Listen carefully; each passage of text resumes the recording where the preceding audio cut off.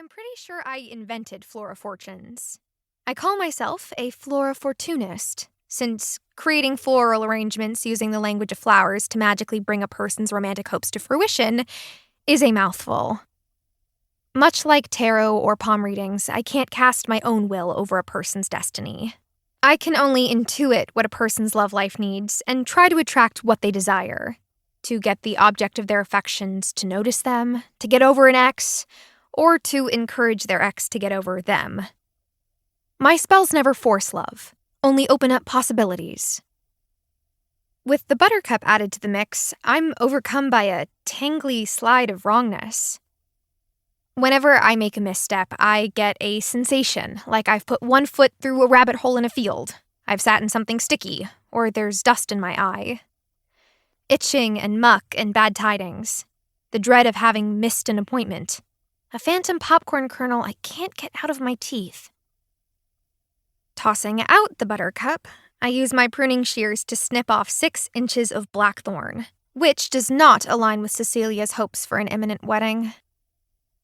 Just like that, the wrongness clears away. I hear an internal click of a door unlocking.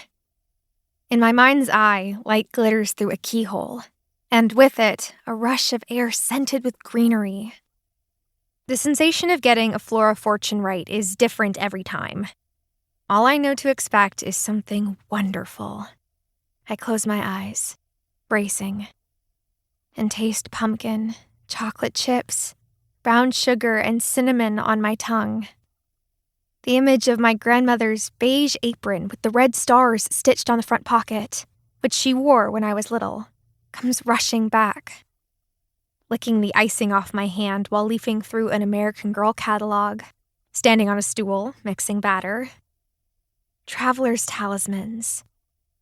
All in a moment, I've gained access to every lost memory of the little triangular cakes my grandmother used to bake for the autumn equinox, and it's almost as if she's here again.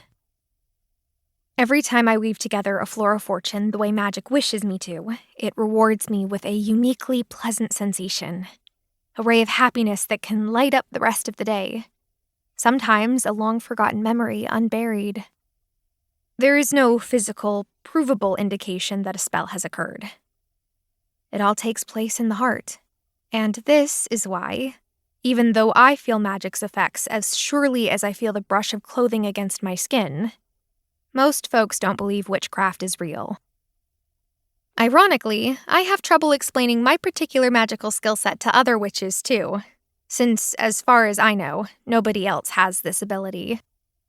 I know a witch who can influence the weather with their emotions, another who has lucky bakes, but magic took note of my keen interest in garden spells and florography and combined them into a whole new branch just for me. The symbolic language of flowers is greatly varied. There is Victorian florography, which is the most well-known. In the Victorian days, you couldn't go around flirting openly with someone you had the hots for because everybody had to conform to oppressive decorum. So, you'd wear an apple blossom if you hoped a certain suitor would try a little harder, and that sort of thing. There's also Hanakotiba, Japanese florography, which, just like Victorian florography, assigns symbolism to popular plants and flowers. Sometimes a plant has different meanings across cultures, and sometimes it's more or less universal. I go with whichever meaning feels right, favoring the more descriptive, poetic ones I've cobbled together from books and websites. Some of the symbolism I even make up myself, if I feel no existing meaning fits. I stare at the arrangement in my hands. The composition of this magic doesn't strike me as being meant for Cecilia anymore. But I don't get the vibe that it matches any of my other customers' unfulfilled orders either, so I'm not sure who it might belong to. Whoever it is, the poor thing's love story looks convoluted, with an undercurrent of imminence, of reunion. Cogs whirring. Destiny underway. Clutching the strange bouquet, I step through the back door of the main building into the wraparound sunroom, where more of my flowers grow, accidentally knocking over a planter and spilling soil across the floor.